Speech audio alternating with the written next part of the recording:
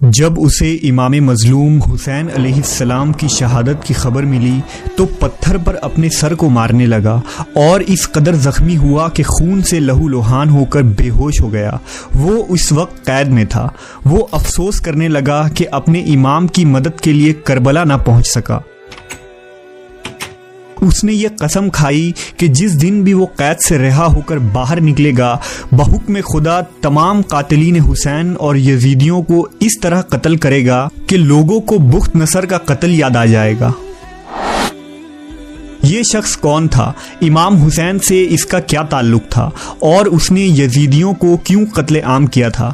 اس video میں ہم اس تاریخی شخصیت کا مکمل احوال جانیں گے۔ غم حسین میں ڈوبا یہ مجاہد مختار سقفی کے نام سے جانا جاتا ہے، جس نے امام حسین علیہ السلام کے قاتلوں کو موت کے گھاٹ اتار کر مسلمانوں کے کلیجوں کو ٹھنڈک پہنچائی تھی۔ مختار کہا کرتا تھا کہ خدا کی قسم، اگر حسین ابن علی کے قصاص میں قریش کے 2/3 حصے بھی قتل کر دیے جائیں تو امام علیہ السلام پر جو ظلم ہوئے وہ 1 انگلی کے برابر بھی نہیں ہوگا۔ مختار کا پورا نام مختار ابن ابو عبید سقفی تھا۔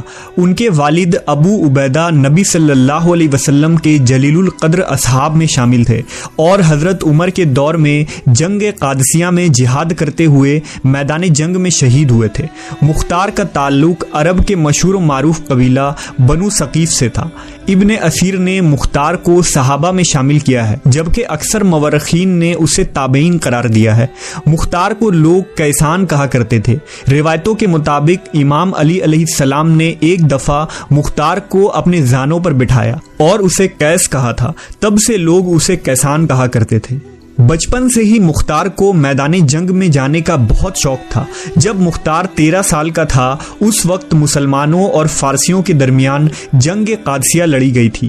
وہ اس جنگ میں شریک ہونا چاہتا تھا، لیکن کم عمر ہونے کی وجہ سے ان کے چچا سعد بن مسعود نے انہیں اس جہاد میں شریک ہونے کی اجازت نہیں دی۔ اس جنگ میں مختار کے والد اور بھائی شہید ہو گئے۔ مختار نوجوانی سے ہی نبی صلی اللہ علیہ وسلم کے آل و اولاد اور اہل بیت سے نہایت ہی عقیدت و محبت رکھتا تھا۔ جب یزید بن معاویہ تخت نشی ہوا اس وقت مختار کوفہ میں تھا۔ جب اسے خبر ملی کہ امام حسین نے یزید کے ہاتھوں پر بیعت کرنے سے انکار کر دیا ہے تو اس نے امام علیہ السلام سے رابطہ کیا اور کوفہ و بصرہ کے لوگوں کو اس بات پر آمادہ کیا کہ وہ امام علیہ السلام کے ساتھ مل کر بنو امیہ کی حکومت کا تختہ پلٹ دیں، کیونکہ امام علی مقام دنیا اور آخرت کے امام اور مسلمانوں کے رہنما ہے۔ لہذا امام حسین کی حمایت کرنے اور لوگوں کو یزید کے خلاف بغاوت پر آمادہ کرنے کے جرم میں یزید کے ظالم گورنر عبید اللہ ابن زیاد نے مختار کو حراست میں لے لیا۔ اسے 100 کوڑے لگائے اور ان کی ایک آنکھ کو زخمی کر کے قید میں ڈال دیا گیا۔ 10 محرم سن 61 ہجری کو امام حسین اور آپ کے ساتھیوں کو میدان کربلا میں بے رحمی کے ساتھ شہید کر دیا گیا اور آپ کے سر کو کاٹ کر ابن زیاد کے دربار میں پیش کیا گیا۔ ابن زیاد کے حکم سے مختار کو امام حسین کے سر کو دکھانے کے لیے دربار میں بلایا گیا۔ مختار نے جب امام حسین کے سر مبارک کو دیکھا تو بہت گریہ وزاری کرنے لگا اور روتے ہوئے اپنے سر پر مارنے لگا۔ اسی وقت مختار نے اپنے دل میں یہ قسم کھا لی کہ وہ امام کے قاتلین کو چن چن کر مارے گا اور آپ کے اہل بیت کا قصاص لے کر رہے گا۔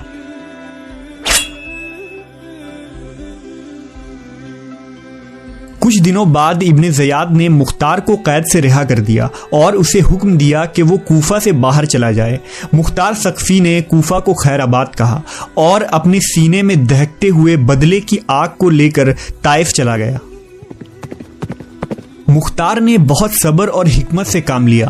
اس نے پہلے اپنے تمام پرانے ساتھیوں کو جمع کرنا شروع کیا اور ایک چھوٹی سی فوج بنائی۔ مختار نے اپنے پرانے ساتھی ابراہیم ابن مالک اشتر کو بھی اپنے ساتھ ملا لیا، جو حضرت علی کے جانثار سپاہی مالک اشتر کا بیٹا تھا اور اہل بیت رسول سے بے پناہ محبت رکھتا تھا۔ ابراہیم کے پاس بھی چھوٹی سی لشکر تھی جسے مختار نے اپنے فوج میں ملحق کر دیا۔ اس کے بعد مختار نے اجمیوں، ایرانیوں اور موالیوں کو اپنے فوج میں شامل ہونے کی دعوت دی۔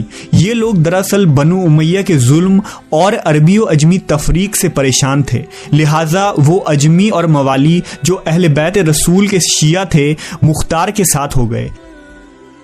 رفتہ رفتہ مختار کی طاقت میں مزید اضافہ ہو گیا۔ مختار کے رگوں میں خون کی طرح دوڑتی اہل بیت سے محبت اسے بار بار حسین ابن علی کی شہادت یاد دلا رہی تھی۔ مختار اب قیام کے لیے تیار تھا۔ مختار نے اللہ رب العزت کے دربار میں دعا کی کہ اسے تب تک موت نہ آئے جب تک وہ ایک ایک یزیدیوں کو قتل کر کے ان کے ناپاک وجود سے اس زمین کو پاک نہ کر دے۔ مختار نے سن 63 ہجری میں سب سے پہلے کوفہ پر حملہ کیا۔ اس وقت عبداللہ ابن زبیر نے عبداللہ ابن متی کو کوفہ کا گورنر مقرر کیا تھا۔ مختار نے اس سے جنگ کیا اور کوفہ پر اپنی حکومت قائم کر لی۔ 66 ہجری میں مختار نے اعلان کیا کہ وہ امام حسین اور آپ کے اصحاب کے خون کا بدلہ لے گا، لہذا کوفہ کے شیعہ بھی مختار کے ساتھ ہو گئے۔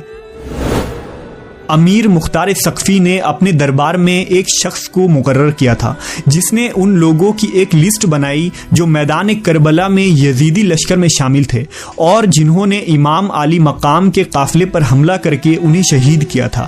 اس فہرست میں جتنے لوگ بھی شامل تھے مختار نے ان تمام لوگوں کو تلاش کروایا اور انہیں قتل کرنا شروع کیا، جن میں شمر، خولی، عمر بن سعد شامل تھا۔ کہتے ہیں کہ جب مختار ان قاتلین کو پکڑتا تو ان سے پوچھتا کہ کربلا کے میدان میں تم نے امام حسین پر کیسے کیسے ظلم کیے تھے۔ وہ پوری داستان سناتا اور مختار اس داستان کو سن کر زارو قطار روتا تھا۔ سن 67 ہجری میں مختار کے سپہ سالار اور ساتھی ابراہیم اشتر نے عراق کے مقام موصل پر ابن زیاد سے جنگ کر کے اسے بھی قتل کر ڈالا۔ ابن زیاد وہی شخص تھا جس نے امام حسین کے کٹے ہوئے سر مبارک پر چھڑیاں مار کر بے حرمتی کی تھی، لہذا مختار نے ابن زیاد کے کٹے ہوئے سر کو کوفہ بھیجنے کا حکم دیا اور بالکل اسی مقام پر اس کے سر کو رکھا جہاں اس نے امام حسین کا سر رکھا تھا۔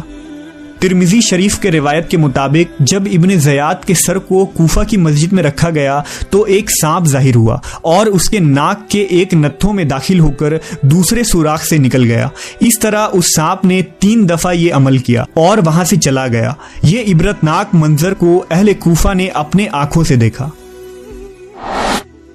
اس کے بعد ابن زیاد اور عمر بن سعد کے سروں کو مختار نے امام حسین کے بیٹے امام سجاد علیہ السلام کے پاس مدینہ بھیجا، جسے دیکھ کر آپ نے مختار کے حق میں دعا فرمائی۔ روایتوں کے مطابق مختار کے قیام کو امام سجاد کی اجازت اور حمایت حاصل تھی۔ سن 68 ہجری کے بعد مختار کی امارت کمزور پڑنے لگی اور ابن زبیر کے بھائی مصعب نے کوفہ پر حملہ کر کے مختار کے قلعے کا گھیراؤ کر لیا۔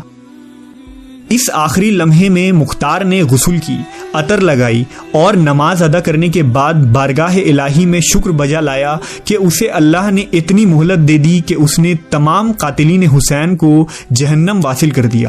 اب اگر اسے شہید بھی کر دیا جائے تو کوئی غم نہیں۔